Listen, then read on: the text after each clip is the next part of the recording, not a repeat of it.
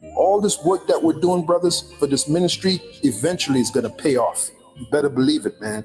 It's going to pay off like you'll never believe. Okay? And by the way, we're the highest value male on this planet. The men of the Lord, the men of this truth, the hopeful elect of Yahweh Bashim Yahushai, the highest value male there is. And this world will see this, man. As a matter of fact, let me segue to the scripture since I made that bold statement. Let me back it up. The greatest thing you can have is this knowledge of this truth, man. There is nothing more greater. This is the highest value there is. This is the most expensive money there is, this knowledge, this truth. 1 John, the 3rd chapter, the 1st verse, it says, Beloved, what manner of love the Father hath bestowed upon us. Let me read that again. Did you catch that? Behold, what manner of love the Father hath bestowed upon us.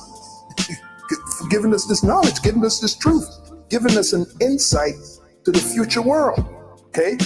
That we should be called the sons of God. Another title for the sons of God is Israelites, princes of power.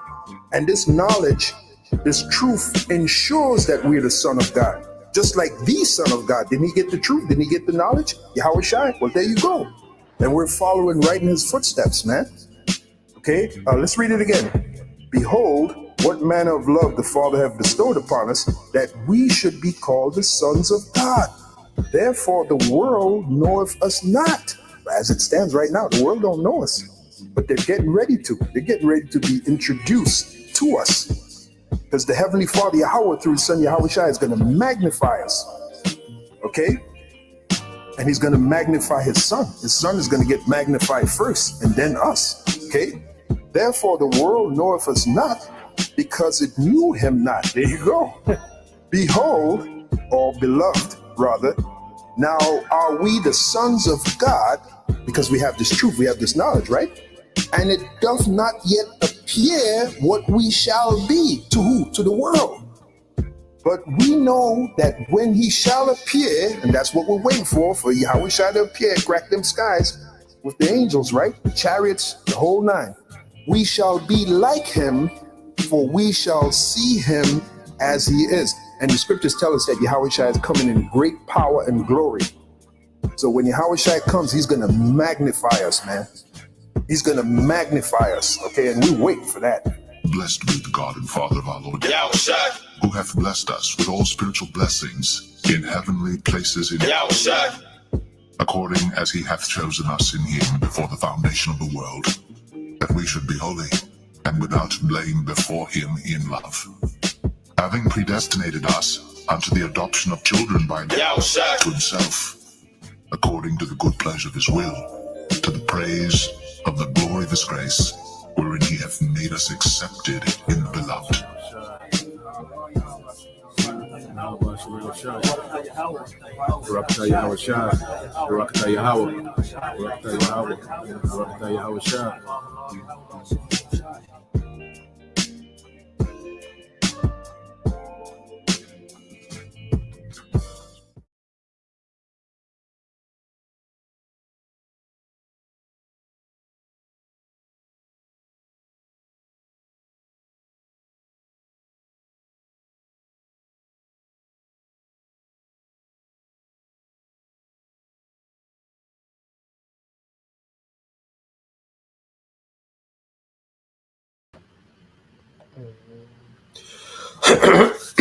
All right, Shalom. First and foremost, I would like to give all praise and glory unto Yahweh, Bahashem, Yahweh Shah, Bahashem, Kampadash.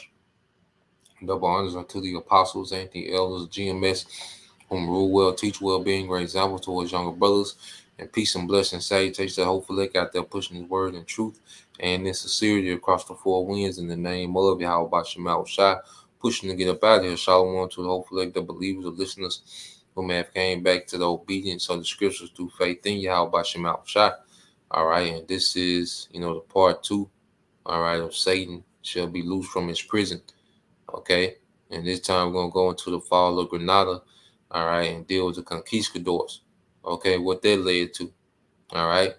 Yesterday we did the Ottoman Empire, all right, the fall of Constantinople, which was the end of, the Eastern Roman Empire ran by Jake, So I just wanted to do it back to back, so it'd be fresh, on our minds. You can put the two together, this history, they run together. One thing about it, history is like a big puzzle, and you just put the pieces together and all run together, and so we're gonna go into it and get a couple of precepts, then I got some videos, and we'll go from there. Lord will, this is edifying to you brothers, all right, and you sisters watching. Now let's start off with two scriptures, okay, because you get Job 9:24. All right, it said Job 9:24 said the earth is given into the hand of the wicked. He covered the faces of the judges thereof. If not, where and who is he? Okay, Esau, Edom, okay, is the wicked that the Bible speaks of, and the earth was given into his hand. Okay, pursuant to the blessing, all right, he received from Isaac. Okay, the fatness of the earth. What he would do about what? He will gain the fatness of the earth, through the sword. Okay, through constant bloodshed. All right, through rape, robbery, and murder. All right, and then he covered the faces of the judges. Okay, which Renaissance Christianity is responsible for that. Okay, because that infamous picture of whom they call the Messiah, Jesus, you know, that's a product of Renaissance art. Okay, which is Cesare Borgia. Okay, the son of Rodriguez Borgia. Okay, the sixth Pope of Rome. Okay, and these things started happening when these Edomites started getting in power.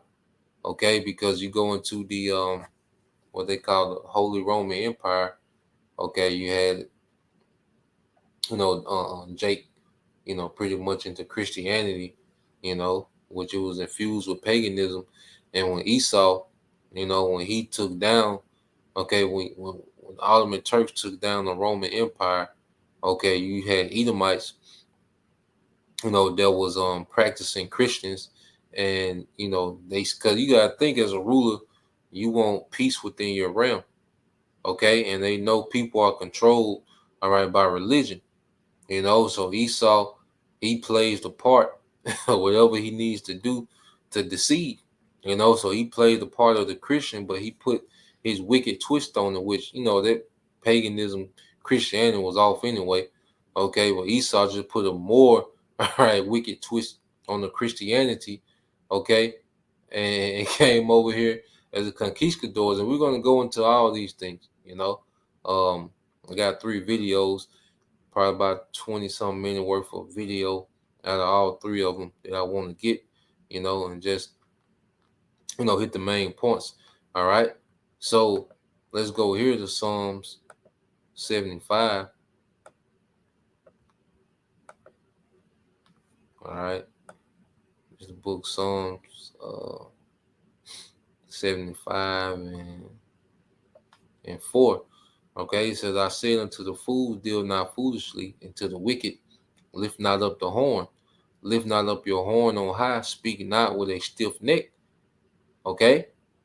And what you see happening, all right, Esau, Edom, the wicked, because remember, the earth was given into the hand of the wicked. So the Bible is warning him not to deal foolishly or lift up the horn, which is his power. Pretty much be, within his power being his pride. Okay, exalted, lofty, as the scriptures say. Okay? Speak not with a stiff neck. And this is what the devil is doing, because within his rulership, he's in the all-out rebellion against righteousness, man. Okay? And we're going to what? The birth of this wicked empire. When Esau starts to establish himself in the earth, man.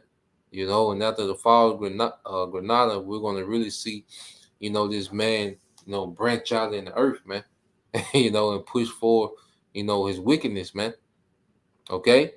This is Psalm 75 and 6. It said, for promotion coming neither from the east, nor from the west, all right, nor from the south, but the Most High is the judge. He put it down one and set up another.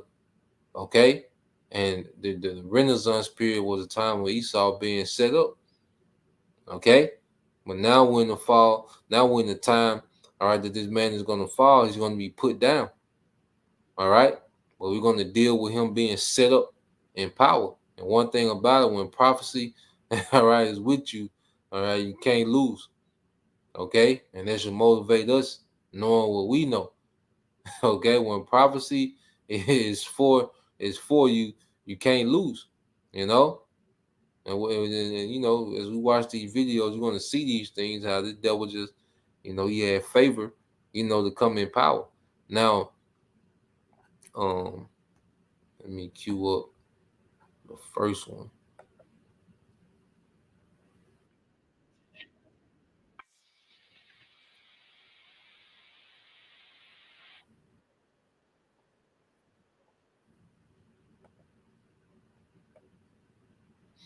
All right, so this is going to be Queen, all right, Isabella, okay, of Spain, and King Ferdinand of Aragon, okay.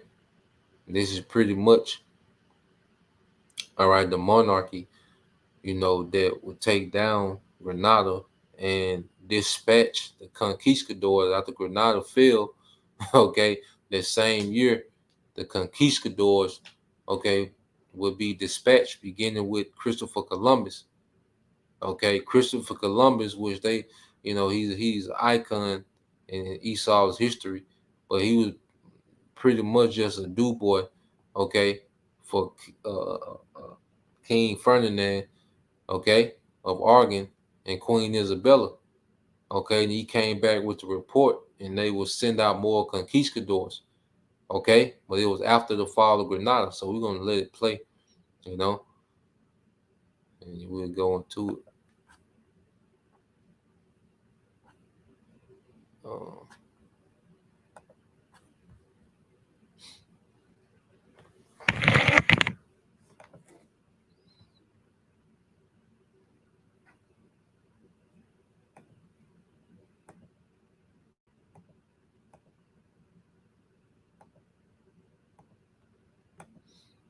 yeah.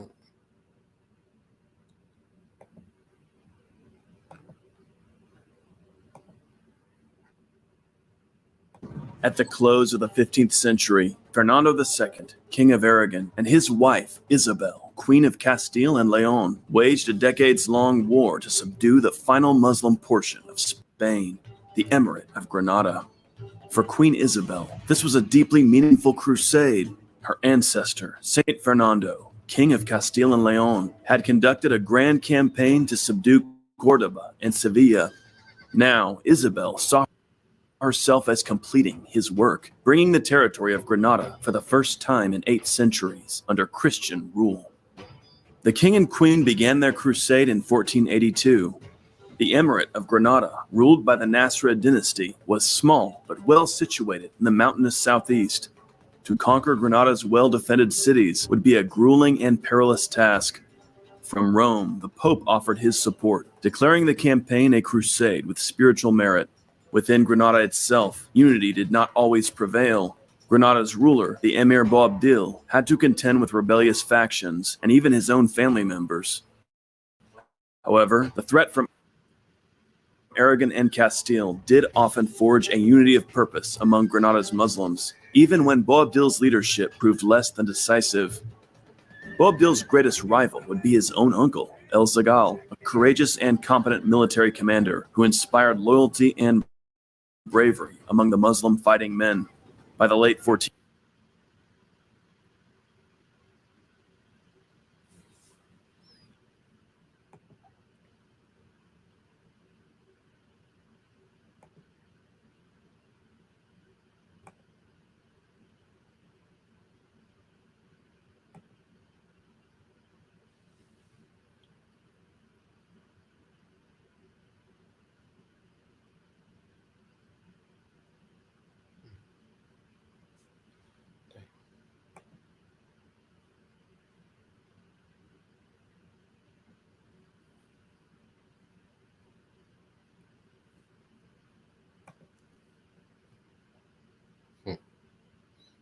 It would buffer now, you know, but And also, I want to make the point, as you see how, the Moors was Islam, which they were Jakes, okay? And you had the Ottoman Empire, they was, Islamic as well. And that goes to those Islamic caliphates, that pretty much had different dynasties in their region, from around 650, AD, to about 1150 AD. Ishmael, had a pretty long run in their region. He converted a lot of people, to Islam. Ishmael had, had some dynasties over there, and and that's the thing about it. Who's ever in power, they get to push their belief. They get to enforce their belief.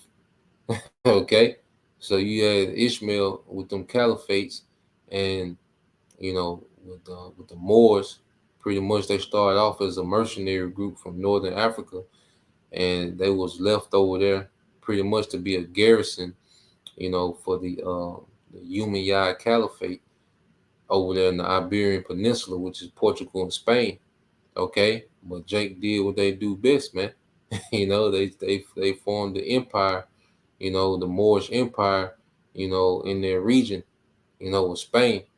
Okay, but what you had, them Edomites. I say they was coming back in power of their time, and they were just chipping away, at these European, monarchies.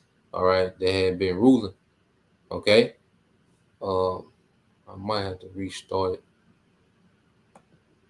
refresh it, and get it back on. Tripping. There's nothing more powerful than you making your thing happen, doing business on your terms. During the campaign, a crusade with spiritual merit. Within Grenada itself, unity did not always prevail. Grenada's ruler, the Emir Boabdil, had to contend with rebellious factions and even his own family members.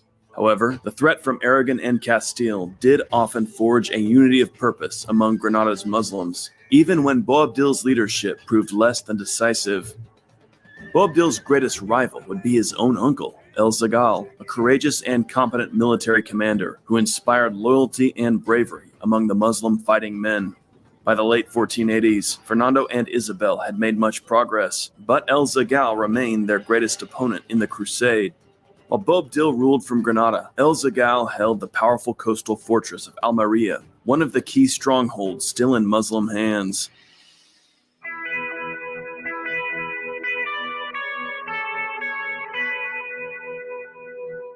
In 1488, Fernando and Isabel targeted the port city of Almeria, the power base of their greatest opponent, El Zagal. Although Fernando's army was able to capture the fortress of Vera, the city of Almeria itself, bolstered by El Zagal's generalship, successfully resisted his assault, and the year ended with no major conquest. Meanwhile, Fernando and Isabel were coming to be recognized all across Europe. The Italian scholar Peter Martyr praised their rule and the prosperity and peace they'd brought to their people. The highest ranks of European nobility sought Spanish marriage alliances with both the Holy Roman Emperor and the King of England, asking that daughters of Isabel and Fernando be given to their heirs in marriage. In 1489, Fernando and Isabel moved their court to the mountain city of Jaén, just north of Grenada, from whence they launched another army to continue hammering at El Zagal's power base around Almeria. Meanwhile, the bulk of the summer was spent advancing on the Moorish fortress of Baza, one of El Zagal's important strongholds. Baza was situated in a great forest, which itself was filled with hidden fortifications. The armies of Castile and Aragon essentially had to clear the bulk of the forest to safely invest the city, and this wasn't completed until the fall. After months more of besiegement, Baza finally surrendered on December 4. With Baza fallen, El Zagal was essentially penned into the coastal city of Almeria. The stern old Moorish warrior had put all of his energy into defending Baza, and he recognized when he was beaten. He offered to surrender Almeria. On December 23, 1489, the tall Moorish chieftain, clad all in black, received Fernando in the city, where he hailed him as king conqueror and relinquished control over Almeria. As the city's chief mosque was converted to a cathedral, El Zagao boarded a ship and sailed for North Africa, where he ended his days. Throughout the Grenada War, El Zagao had been Fernando and Isabel's greatest enemy and a courageous champion of the Muslims. Now his domain was conquered, and he himself was gone. There was nothing left to capture but Grenada itself and her dependent fortresses. In January of 1490, Fernando and Isabel wrote to Boabdil asking that he avoid further violence by surrendering Grenada peacefully. The emir promised to do so, though he delayed actually handing over the city for months. In fact, Boabdil was not entirely free, for there were powerful factions within Grenada urging him to resist, to live up to the spirit of Spain's early Arab conquerors by fighting to the end. Thus, Boabdil sallied from the last important Moorish city in 1490 and made a surprise assault on the castles of Alhandin and Salobreña. This was a stunning and bold move, though Fernando quickly repulsed Moorish troops from both castles and in retaliation heavily raided the Grenadan countryside. That November, Fernando and Isabel escorted their eldest daughter, Princess Isabel, to Portugal to join her betrothed, Prince Afonso, who was so eager to meet his new bride that he broke the usual protocol, which held that a groom should not see his bride before the wedding. After their marriage, the couple was blissfully happy, but tragically, Afonso died in a horseback riding accident the following July. His young wife was devastated.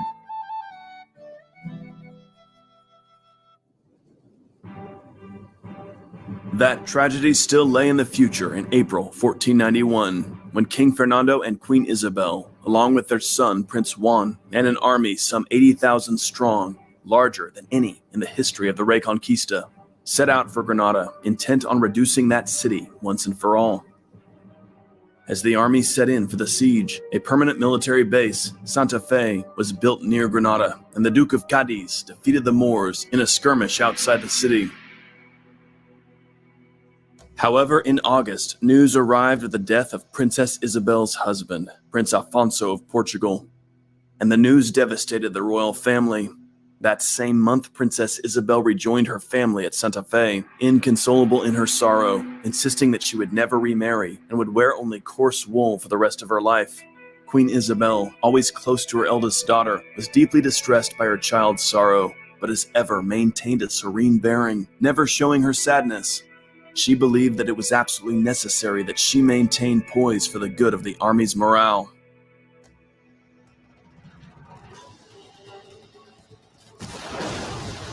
Meanwhile, the Christian army pressed the siege relentlessly. By September, it was clear that Grenada could not hold out much longer. Boabdil insisted to the Catholic monarchs that he intended to surrender, but that he needed time to accustom his people to the notion, for Grenada was still filled with brave warriors who wanted to fight to the end. Boabdil asked the king and queen's representative, the knight Gonzalo of Cordoba, for 6 months until Grenada was handed over. Isabel and Fernando absolutely refused to this. Finally, by November, Boabdil realized he could hold out no longer. With snow beginning to dust the Sierra Nevada, Boabdil agreed to surrender at the close of January 1492. The Muslims of Grenada would be granted the right to practice their religion and live in the city unmolested, or they could vacate Grenada for Africa. Once he'd come to terms with the Catholic king and queen, Boabdil found his position in Grenada untenable. The enraged bellicose Moorish faction was plotting against his life. He wrote again to Isabel and Fernando, asking that he be allowed to abdicate on January 2nd, and that a contingent of Christian soldiers enter the city the night before to guard his own life. Fernando and Isabel agreed to this. Before I took the Google IT support certificate, I didn't have any background with IT, and now I'm working full-time as a service desk. At dawn, on January 2nd, the ancient gate of Grenada, the last fortification in Iberia to hold out against Christian Castile and Aragon, was opened to a party of Spanish knights under the leadership of Gutierre de Cardenas, one of Isabel's most trusted commanders. Boabdil himself met them, placing in Gutierre's hand a document in which he formally renounced the city. Gutierre's first act was to have an altar raised in the middle of the Alhambra, where a priest in his company at once said Mass. Gutierre's men took possession of the Alhambra. 3 cannon shots were fired, announcing that Grenada was in Christian hands. Now, the whole of the Christian army marched out of the camp at Santa Fe toward Grenada. By 3 o'clock, they arrived, the king and the queen at their head. They and their nobles were garbed in their finest attire, jewels, silks, and brocade cloth, with the soldiers' armor and weapons brightly polished. Fernando rode ahead, Isabel behind him with their children. Boabdil stepped forward and passed the keys to the city into Fernando's hands, then submitted himself before the King of Aragon. Fernando passed the keys to Isabel, who handed them to Prince Juan, who passed them to the Count of Tendilla, the man selected by the king and queen to govern Grenada. Hernando de Talavera, Isabel's confessor, was named the city's bishop. The royal family now rode into Grenada, followed by the whole of the army. They were greeted by a procession of Christians, former prisoners in Grenada, now freed by Isabel and Fernando. Isabel received the Christians with great joy, then had them immediately led to Santa Fe, where they were fed and bestowed with gifts. Hernando de Talavera climbed to the Alhambra's high tower, where he raised a cross and cried out, Ave Cruz, Spes Unica, hail to the cross, our only hope. Next, the king and queen's banner, along with the flag of Santiago, were raised over the citadel. Trumpets blasted, cannons fired, and the Christians spread throughout the city, singing joyously. Meanwhile, Grenada's Moorish population watched in quiet silence and horror as their city, the last city of Al-Andalus, passed into Christian power. For both sides, it was a moment of profound emotion.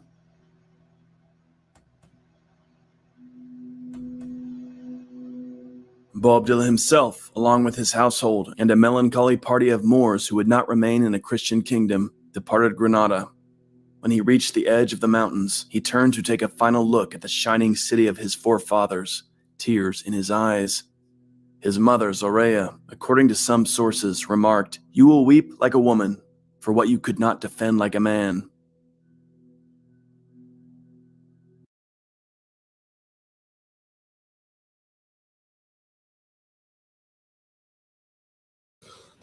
So there was the fall of Grenada, all right, which was in 1492, okay, January, all right, and then you will have Christopher Columbus, all right, and these niggas didn't waste no time when Grenada fell, okay.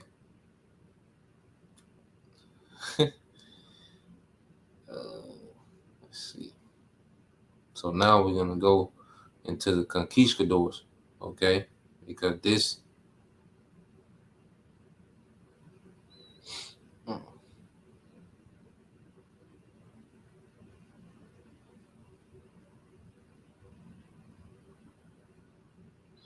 Let's see.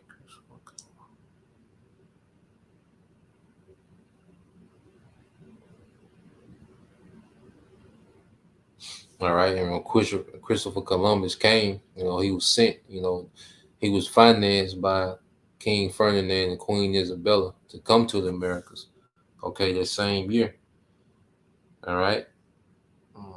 And his first voyage was August 3rd, 1492.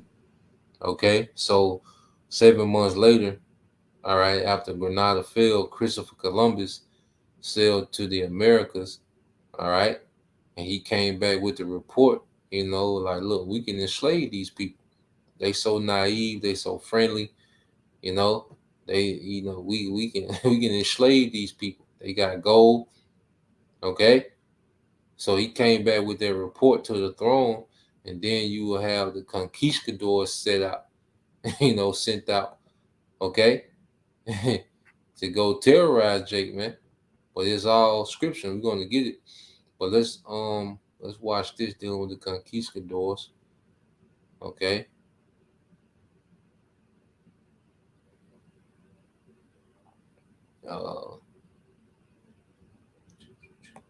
And then you will have, because it was a spirit of the Apostle Har, went into it. The apostles went into it on the block, where you have the what they call the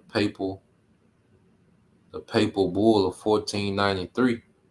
Okay, now when you go into it, let's get there first, and then we'll get into the doctrine of discovery, and then we'll go to the Conquistadors. And it should tie in all together.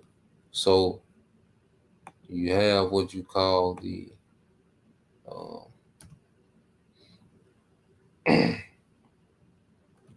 the Papal Bull, okay, 1493, which is just 1 year later. When Grenada fell, these devils just took off. It was their time.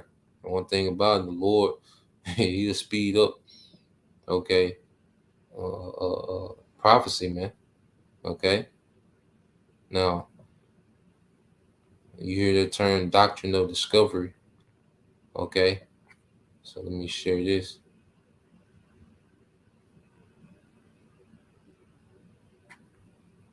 Let me blow it up. So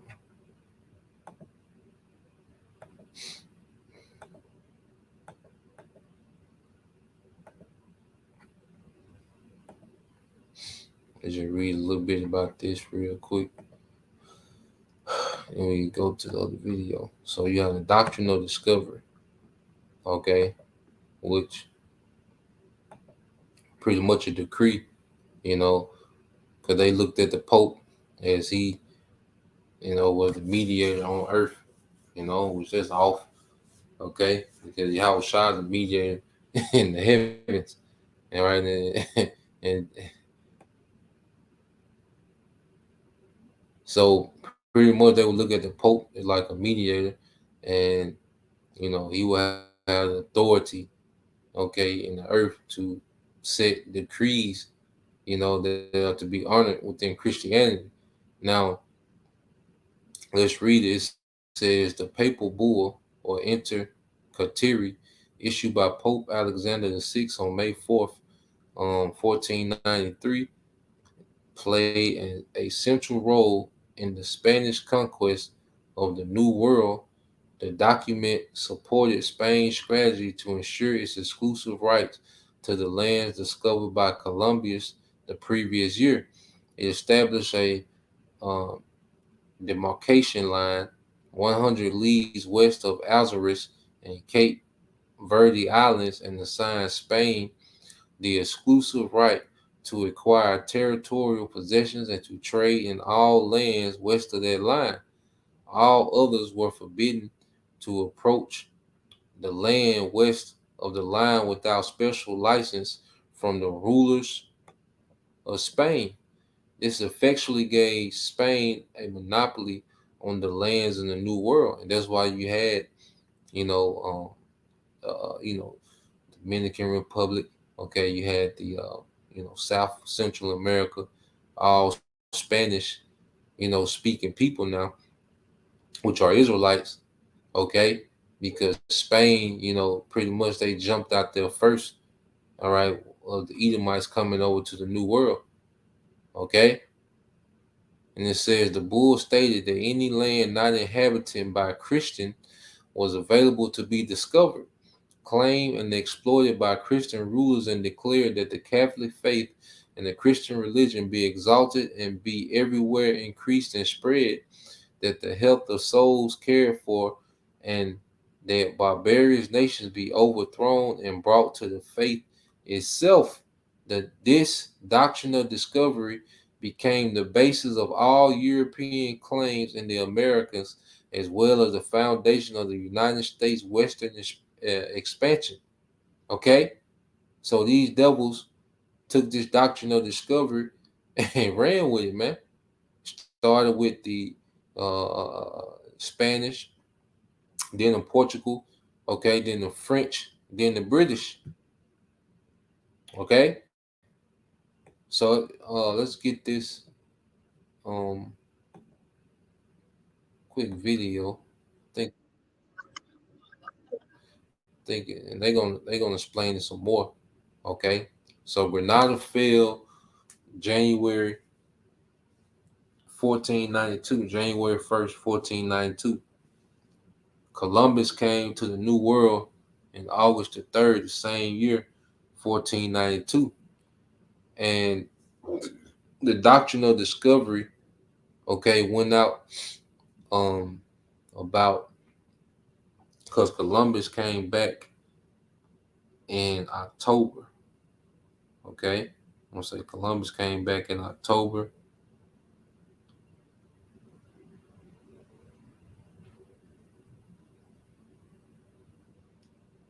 No, Columbus. Let's see when he came back.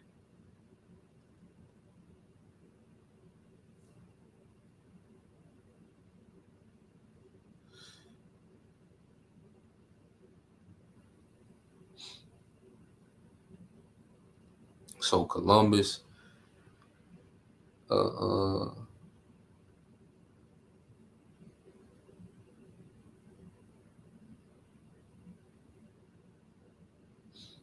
let's see when he came back for a voyage.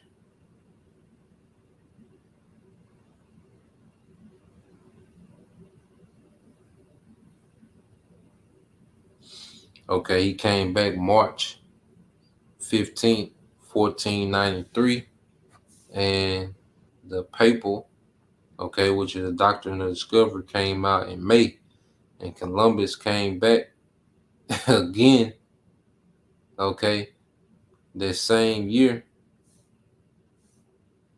in 1493, you know, to pretty much claim land for the throne of Spain.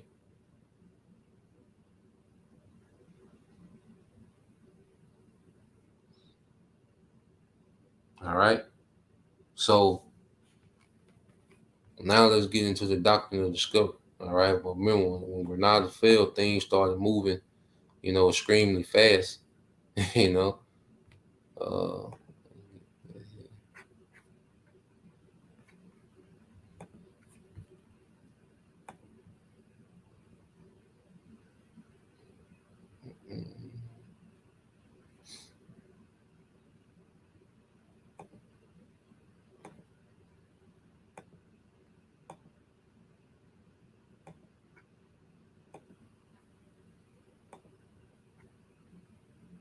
In May of this year, Prime Minister Justin Trudeau visited Pope Francis at the Vatican.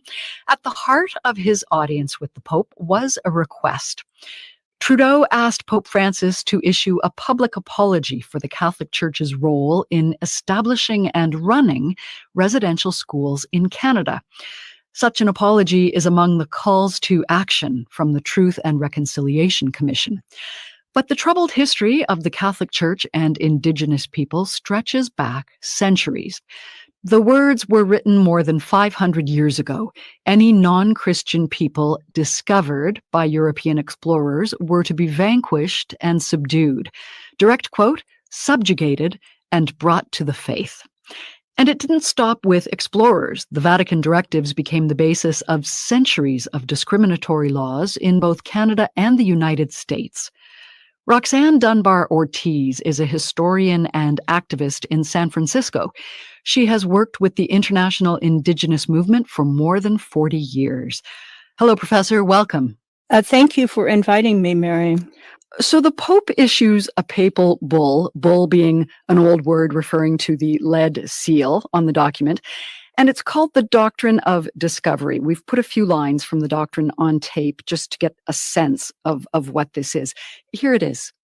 Among other works, well pleasing to the divine majesty and cherished of our heart, this assuredly ranks highest. That in our times, especially the Catholic faith and the Christian religion be exalted and be everywhere increased and spread. That the health of souls be cared for, and that barbarous nations be overthrown and brought to the faith itself.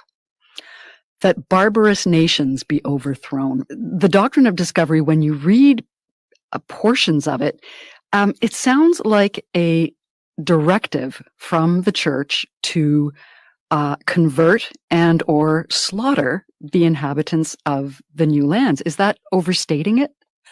Well, in the case of Columbus, because Columbus did say that these people had some attributes, they would be very easy to conquer.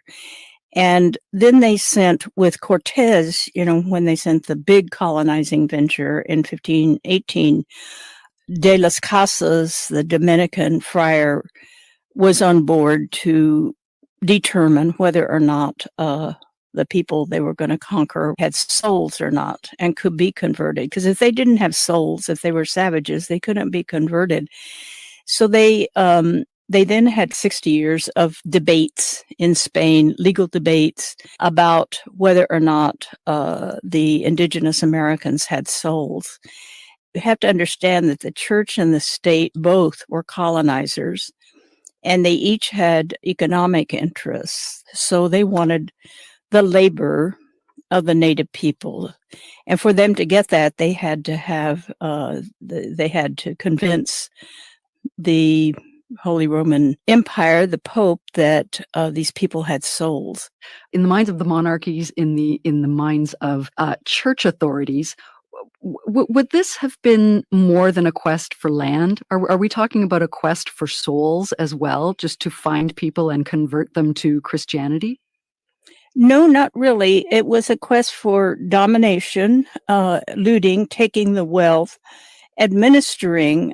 Settler colonialism really came, was an invention of the British later on, who carried the doctrine of discovery for their own. But they in North America, their North American colonies, created a settler colonialism. But it definitely was to control those people and to the right to take all their resources and any of their land that they did wish to take. So the doctrine became the foundation of a number of laws in the United States and in Canada over the centuries. Absolutely. Quite recently in Canada, the Truth and Reconciliation Commission found that the inspiration for residential schools could be traced back to the doctrine of discovery. It's that far-reaching? Absolutely, that they had the right to break up families, children. This was true of the Spanish, and the mission systems they developed. They separated the families, separated the men and the women. They could do anything they wanted with the people, because not only did they own the land, but the people, their labor, everything. So it's completely entrenched in the legal system of both countries, and of course throughout Latin America as well. This is the basis for the boarding schools, the basis for genocide. What do you think is the spiritual cost when the laws of the land regard you as less than human? Well, it's, the moral fabric of the whole society is corrupted. Of course, the main victims are the people who are so regarded. The land is taken in order to make plantation land agribusiness worked by slave labor, but those slave bodies are also bought and sold and used as collateral, as exchange.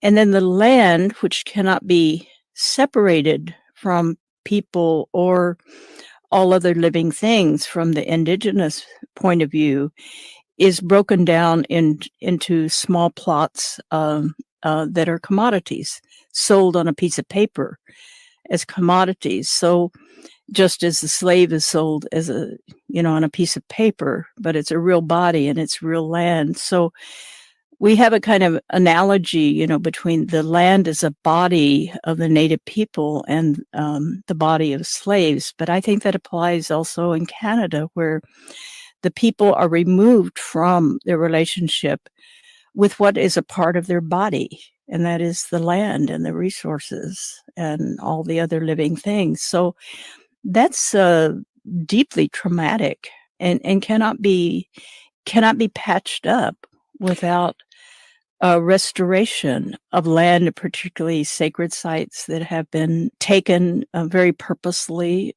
to kill the religions. So, and then we have the policing thing. You have your Royal Canadian Mounties in Canada, and you have the Texas Rangers and all these rangers, these different Tennessee Rangers under Jackson. And these are the kind of off-the-shelf enforcers who have really no controls on them. Often they don't even, at least the rangers, don't even have a code of behavior.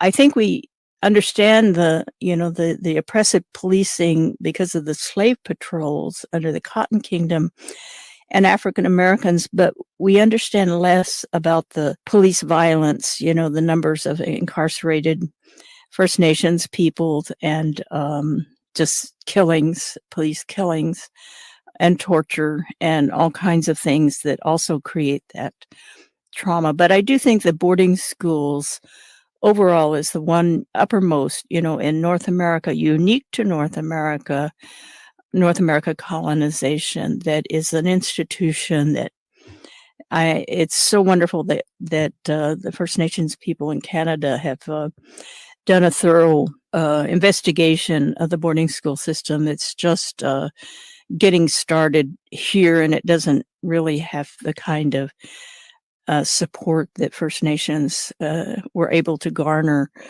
to get the government committed to it. But there's no real reconciliation without restitution. Well, you've The restitution gonna come through your house shot. Okay. Now, as you heard it, okay, the doctrine of discovery, it made the indigenous people, all right, to the northern tribes, less okay than human. Okay, and this is the Christianity that niggas defend today. You see, you have Jake that follow camps around, pop up to the camp and want to defend, all right, Christianity. Well, this is the basis of Christianity, man. Slaughterhouse. Okay? Convert or be slaughtered. You see? A matter of fact, get the discovery. It don't matter who's on the land. If you're not a Christian, we taking that. Okay? You see? And this is the plantation Christianity that niggas defend so vehemently. Niggas fight tooth and nail for this Christianity, man. Okay? And all these things were prophesied, to happen to us as a people, for our disobedience, man, because, the Lord, let's get a few quick precepts. Okay? Because our homeland is Israel anyway. Okay? But we were scattered, all right, due to prophecy. All right, and we was conquered due to prophecy, man. So let's get that. Because us being scattered and removed from their land is a punishment within itself. Okay? We supposed to be in Israel, okay, ruling in righteousness, man. But disobedience had us scattered throughout the earth, man. All right, this is the book of Deuteronomy 28:64 says, "And the Lord shall scatter thee among all people from one end of the earth even unto the other, and thou shalt serve other gods which neither thy father, which neither thou nor thy fathers have known, even wood and stone." Because you had the indigenous people, okay, which was the northern tribes, they got into, idolatry, which they picked up heavily from who? The Assyrians, man. Okay? But us being scattered is a curse within itself. Okay? And you go here to Leviticus, the 26th chapter,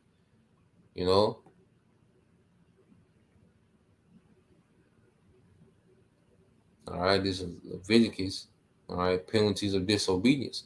26:14 said, "But if you will not hearken unto me, and will not do all these commandments, and if you shall despise my statutes, or if your soul abhor my judgment, so that you will not do all my commandments, but you break my covenant, I also will do this unto you. I will even appoint over you terror, consumption, and the burning egg," which is a disease, okay, a fever. All right, because another thing, the conquistadors came with that smallpox, man. But all these things were prophesied, man, for disobedience. It said, "They shall consume the eyes and cause sorrow of heart, and you shall sow your seed in vain, for your enemies shall eat it." Okay? And how did they do that, man? Taking the land. Okay? Because all the you know, the farms, you know, hey, Esau came and took all that over, man. Okay? And he didn't just take the farms, he took over the people. You see?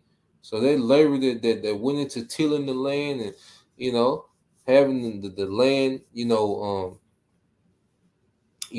tilled and okay, the orchards and different things that they had going on, that was for Esau to come take, man. Okay? Oh, come on, man. Come on, man. All right. So let's go here. Let's keep going. Get one more. Yeah, this is Leviticus 26 and 25, and it says, "And I will bring a sword upon you that shall avenge the quarrel of my covenant. And when you are gathered together within your cities, I will send pestilence among you, and you shall be delivered in the hand of your enemy." Okay? And now we're finna go into those conquistadors. This was, maybe about 15 years later. Okay, when they,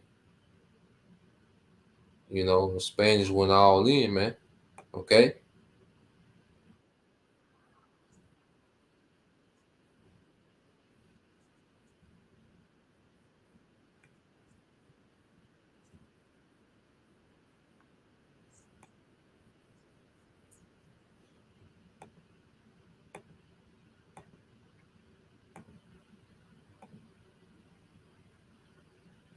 Hey, you ever seen a wealthy person or a wealthy family or a jet owner? Like, I got a jet, I'm sorry, You ever done because of their exploits and their leader, Cortez.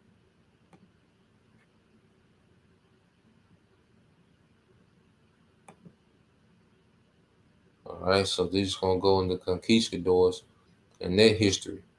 Okay, this is when they really, started to just go all out. The Spanish just went all out, colonized. Okay, and there's a brother Jonathan Baquar 144K, colonized as a country that sends settlers to a place and establish political control over it. A person who settles among and establishes political control over the indigenous people of the area. All right, and Esau has done this throughout the earth, man. Okay, he did in China, India, Africa. Okay, Australia. You see, he's done this everywhere, man. Okay, and especially over here in the Western Hemisphere, man. All right, so now let's go into the conquistadors. We get a couple more, then we'll close out. But I'm gonna let this play and they give you the rundown of the conquistadors, man, and what they was into and what they had going on, man. You know. From their unyielding thirst for gold to their destruction of the Aztecs and Incas. Stay tuned to number 1 to find out 10 crazy facts about the Spanish conquistadors.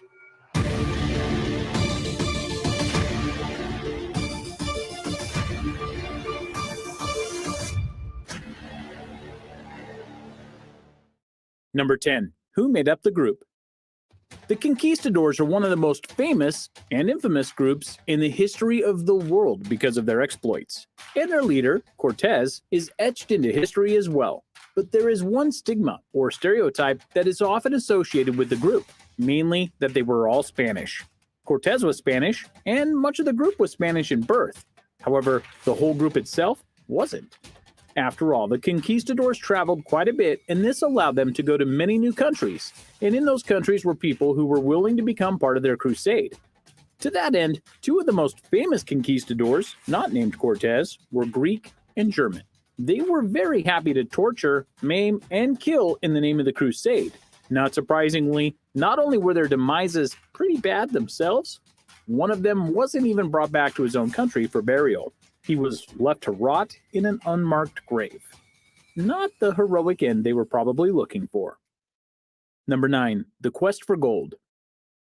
All crusades need purpose, and the conquistadors were no different. They were actually motivated by Christopher Columbus, whose adventures in the New World proved that there were things in these undiscovered lands that were ripe for the taking, if they were willing to brave the dangers.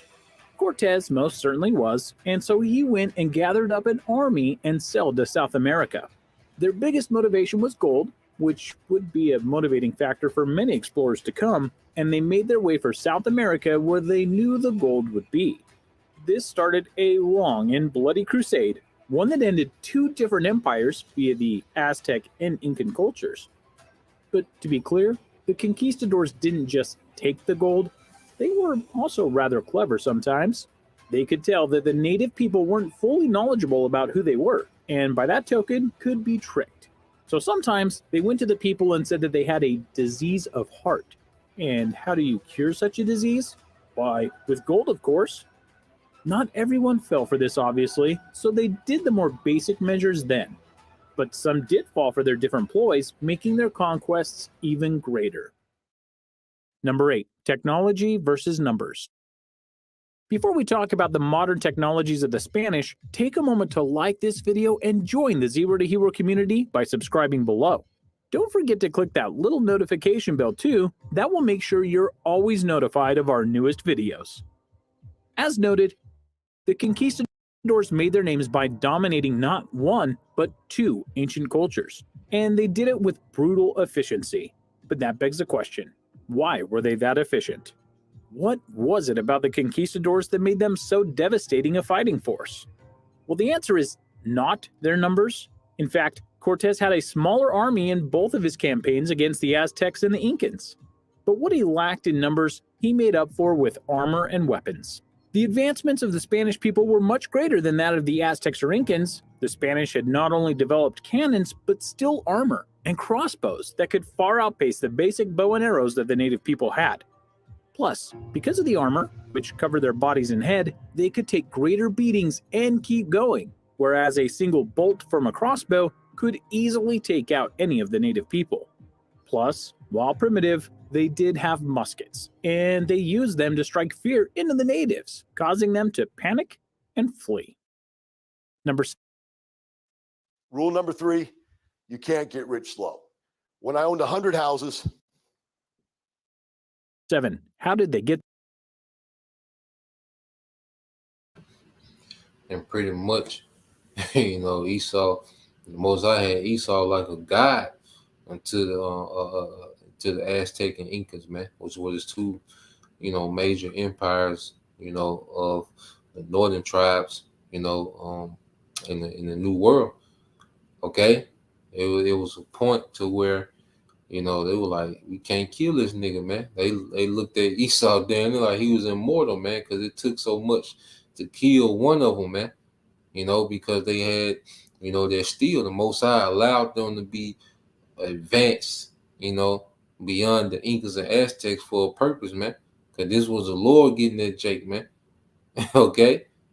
It must be for the sake of prophecy, man. All right?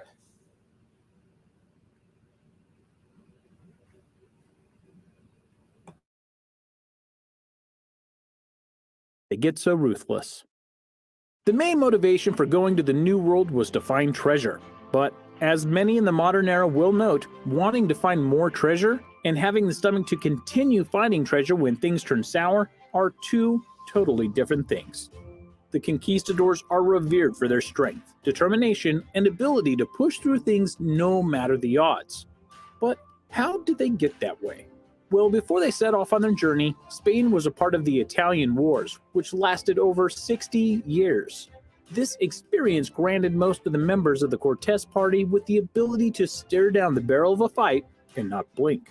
Not to mention, they were used to being undermanned and sometimes outgunned, and yet they pushed through. This was one of the biggest hurdles of their crusade. They weren't able to bring in more men, yet they didn't care. They knew they could get the job done with the men they had, and that experience and determination is worth more than gold to many. So through sheer will and grit, they blasted through South America, and the world has never been the same. Number 6. The Cousins Cortez. When talking about the Spanish conquistadors, the name that most people think of immediately is Hernan Cortés, for he was the one who led the charge against the Aztec Empire and defeated its leader Montezuma in brutal fashion, though Montezuma's revenge did get some payback. But another key man of the group, one who went and conquered the Incan Empire, was Francisco Pizarro. The crazy thing about this, though, was that the two conquerors were actually cousins. Distant cousins, mind you, but cousins nonetheless. Talk about fighting with your family, am I right? Cortés was ruthless, and during his conquest of the Aztecs, he let nothing get in his way, even burning down temples and homes to prove his point.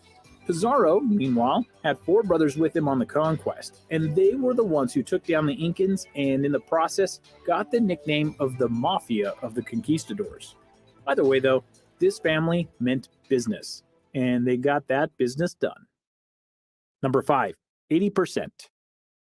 There's no doubt that Cortés and the conquistadors had a big impact on South America, but what some people don't realize is just how big that impact really was. You see, before the conquistadors came, South America had a large population that had adapted to just about everything that the land threw at them. But when the conquistadors came, they didn't just bring weapons, they brought diseases too. A lot of people passed away simply because their immune systems weren't adapted to the diseases brought over from the Old World, which is very similar to what happened during Christopher Columbus's journey to the New World. But obviously, a lot of people passed away because Cortés and his crew were just plain fine with taking out as many people as they thought they could. Numerous massacres were done just because of certain beliefs that the conquistadors had, and not religious beliefs, mind you, but false claims and statements about uprisings and rebellions. By the time a century had passed since the arrival of the conquistadors, 80% of the native population had been wiped out. Number 4. The distribution of gold. So, the conquistadors went to try and conquer South America and beyond because of gold, right? And let me tell you, they found a lot of gold and were able to convince, trick, or straight up take the gold from the native people. So that begs the question, how much did each conquistador get for his work? That honestly depends on which army you're talking about, Pizarro's or Cortés's. Pizarro had a very fair mind when it came to treating his men well. After raiding tens of thousands of pounds of gold from the Incan people, he gave 45 pounds of gold to each soldier and 90 pounds of silver. Just in gold, that's around $800,000 in modern value. So imagine what that had been worth back then. And the silver would have had less value, but still worth a lot. As for Cortés, well, he was a pretty greedy guy. So much so that he held big cuts of the gold for himself and his officers, as well as to the King of Spain. So the soldiers got a mere pittance compared to the others. It is even said that Cortés may have hid large amounts of the gold so that nobody could get to it. Always try and work for the more generous guy. That's the lesson here. Number 3, horsepower. And I do mean horsepower literally here, as one of the biggest advantages that the conquistadors had over the Aztecs wasn't just that their weapons and armor were superior, it's that they had something else that their foes hadn't seen before. Horses. Think about it. Do you see horses that often in South America? No, because they didn't exist naturally there for a very long time. So imagine now that there's an alien force trying to conquer your land and they're riding these beasts that you've never seen before. How do you think that's going to go over? Then you need to remember that the conquistadors were trained on their horses as cavalry. As such, they were not only well equipped to fight the Aztecs, but they could charge them with a speed and ferocity that must have seemed godlike to the Aztecs. True, the horses could be killed, but their looks, especially with the riders on them, and the sounds they made was something to fear. Number 2, help from the locals. You might think that because they conquered the Aztec nation, that the conquistadors did it single-handedly, especially given their tactical prowess. But that's not exactly true. In fact, although the Aztecs were powerful, that kind of power brings a lot of enemies to the forefront. Well, Cortés used this to his advantage, especially since Spain couldn't send more men to help him. He went and found local tribes like the Totonacs and the Tlaxcaltecas, rivals of the Aztec nation, and with their help they truly brought down the empire. But arguably just as important, Cortés had a translator, one who was very loyal to him. She helped them understand the language and customs of the people, thus giving them key insights into what to do next. Even conquerors need help sometimes. Number 1. Speaking Spanish. If you ever wonder why half of South America and many parts of Central and North America all speak Spanish, you can blame the conquistadors for that. Due to their domination of the area, they took out many of the native-speaking tongues that the tribes used and spread not only their religion, but their language as well. This spread throughout the centuries and now is an established part of the Americas. It's not dissimilar to how Alexander the Great paved the world in such a way that many people spoke Greek as its base language. What do you think about the impact of the conquistadors on South America? Let us know in the comments below, and take care.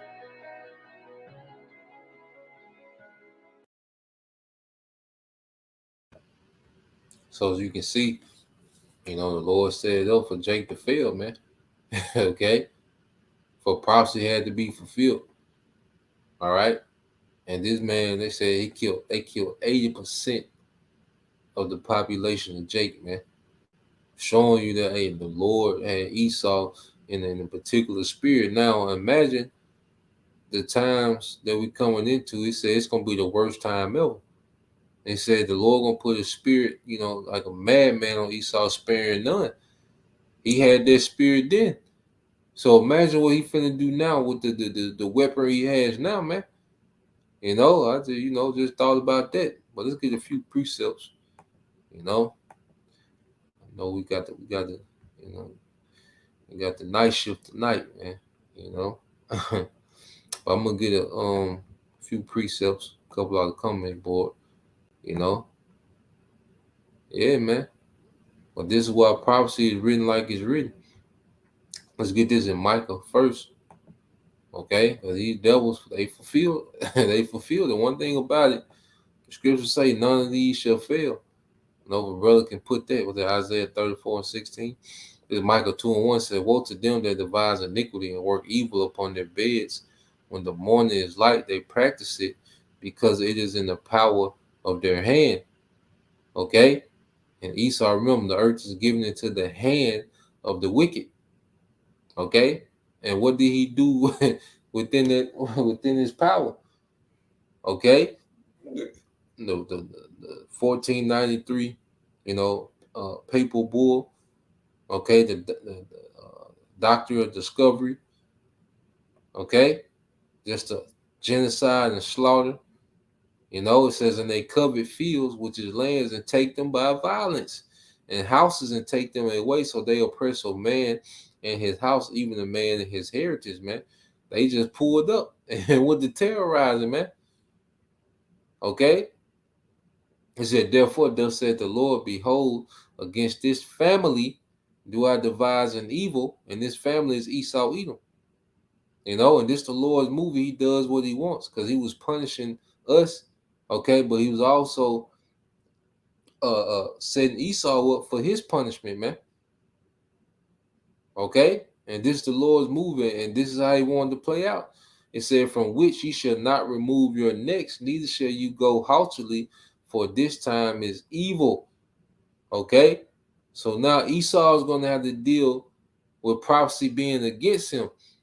He did his thing when prophecy was with him. Now he's going to have to deal with prophecy being against him, man. Okay, let's get this in Revelation 13 and 9. It says, "If any man have an ear, let him hear. He that lead into captivity shall go into captivity. He that killeth with the sword must be killed with the sword. Here's the patience and faith of the saints," man. All right, and the saints of this time is the hopeful elect, man. This is our patience and faith, man. Okay, that the Lord is going to allow righteous judgment to go forth, man. He's going to allow, all right, Israel to get their lick back.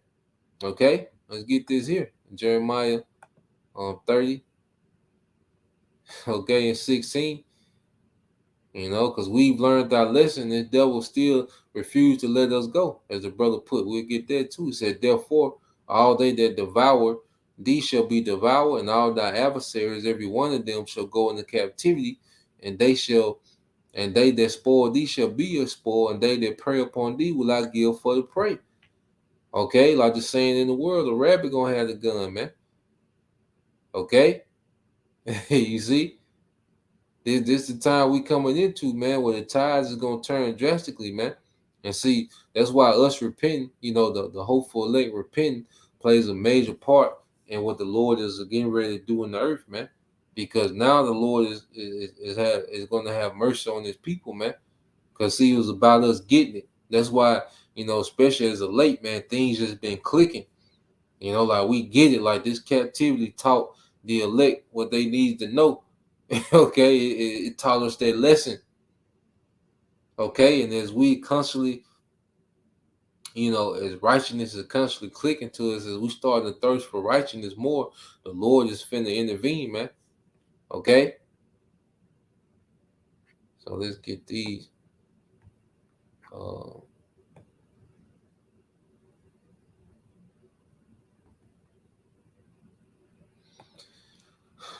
right, this is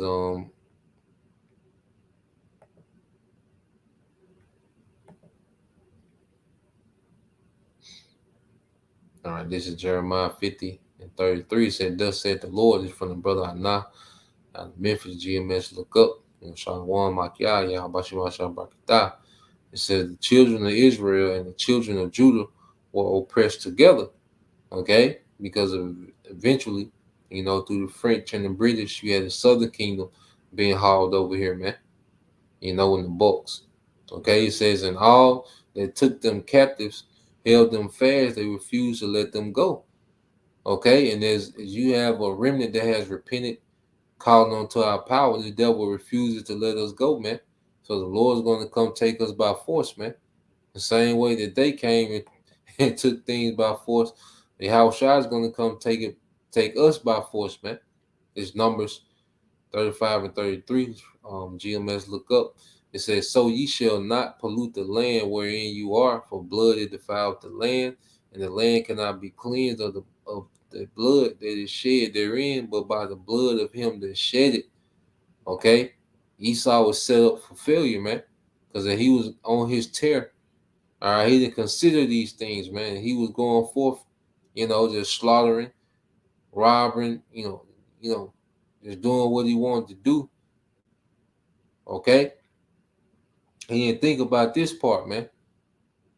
You see, this is Isaiah 34 and 16. It says, "Seek you out of the book of the Lord and read. No one of these shall fail, none shall want her mate. For my mouth it hath commanded, and the spirit have gathered them." So and no prophecy is going to fail. Okay, no prophecy fail when it comes to us, being slaughtered, being slaves. Okay, no prophecy fail when it comes to us taking the L, man. All right, and it's not gonna fail when it's this man's time. Okay, it's the brother GMS Umar one Hawad. All right, Ezekiel 25 and 12 said, "Thus said the Lord power, because the Edom have dealt against the house of Judah by taking vengeance, and have greatly offended and revenged himself upon them." Okay, and you see, it's personal. That's why Esau Edom can't let up. Because in war, man, when someone submits, okay, you're supposed to let up. Okay, when there's no more fighting them, you're supposed to let up. But this devil has never let up, man. He's constantly taking his own vengeance out, all right, on Jacob, man. And it goes back to the birthright, man. Hurt, because it's the elites that pretty much are constantly pushing this constant oppression, all right, of Israel, man, the tribes. It said, "Therefore, thus said the Lord power, I will also stretch out my hand upon Edom, and will cut off man and beast from it, and will make it desolate, all right, from teeming, and day of the Dan shall fall by the sword." Okay, verse 14, "And I will lay my vengeance upon Edom by the hand of my people Israel, and they shall do in Edom according to my anger and according to my fury." Okay, and they shall know my vengeance, said the Lord power. Okay, so just as we felt the wrath, the Most High, for our disobedience.